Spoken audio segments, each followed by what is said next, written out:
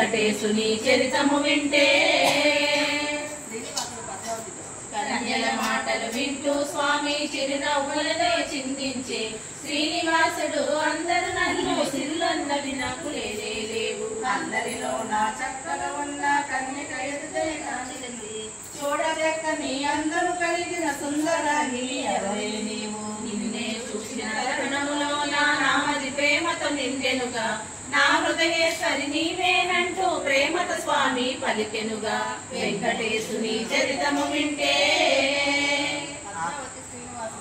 ఆకాశరాజు పుత్రక నేను పద్మావతి అని అందరూ నన్ను చూడగ నీవు కోరేవాడు వికలాంగుడుగా కార్యం కాదు వెంకటేశుని చరితము వింటే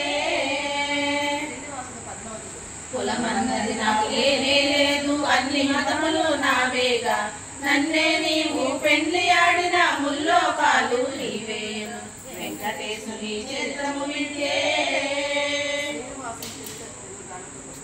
అంటూ పలికిన స్వామిని చూసి అతి కోపముతో చెల్లును పిలిచి వెంటనే మీని పంపుడు అంటూ రాజమందిరమే చెల్లునుగా ఒక్కమ్మడిగా చెలియలు అందరూ రాళ్ల వర్షమే కురిపించే దేహము అంతా గాయము కాగా శేషాచలమే చేరెను స్వామి వెంకటేశుని చరితము వింటే